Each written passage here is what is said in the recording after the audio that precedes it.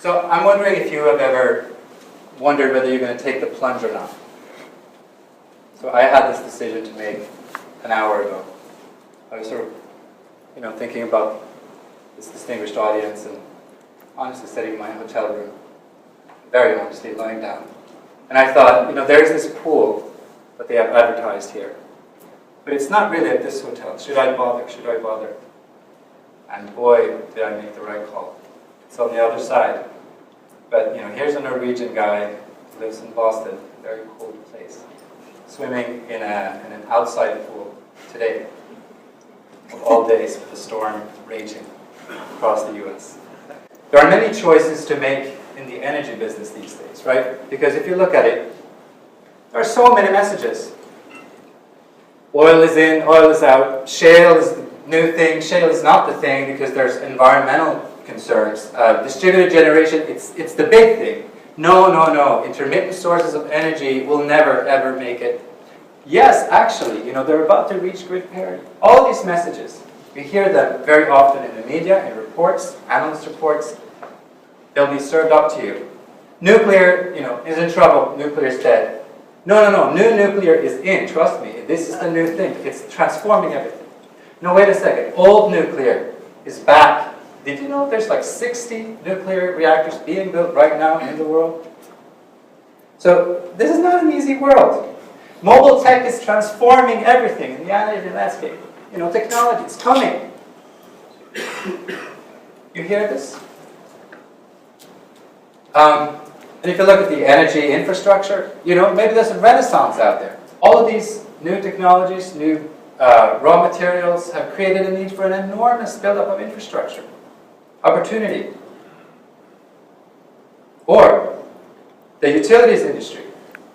Fantastic growth opportunity. There are so many organizations that are providing utility. You could consolidate. This is fantastic. However, if you look at some of the MIT work on those same issues, you get a little bit more balanced picture, perhaps. So the big grid study that we did 2 years ago, turns out, the grid is a very complicated thing, and hadn't actually been studied in any kind of detail before.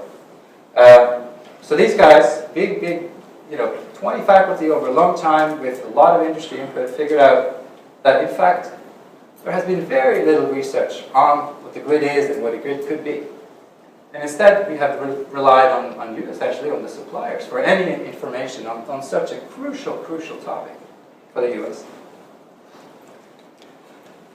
Some other snapshots, qualitative examples for you to think about. When John in Branford, Connecticut, I have lived in Branford, Connecticut, actually. There is a guy called John. And he got, just for you to know, and he got rooftop solar because all of his neighbors did. Now, is that just a little example? Is that a new trend? Is that something you should worry about? Is that something that should keep you up at night? Is it a new model? Is it a new cluster? It's just an isolated little thing. When Jenna in Wellesley drives to Whole Foods in her Tesla, plugs it in, and shops, 20 minutes longer, and buys a lot more products at Whole Foods, is that just good for Whole Foods locally because they get to go in the paper, they have a nice little charging station, or is it a whole new supply chain infrastructure? Does this mean that there's now a new industry of people that can supply all kinds of energy services, and it all ties together in a wonderful new pattern, a new industry is built? Or not? When Company C comes up with this interesting idea, which was completely unthinkable, perhaps it's unthinkable today, to take energy from the US and export it elsewhere. Even any energy.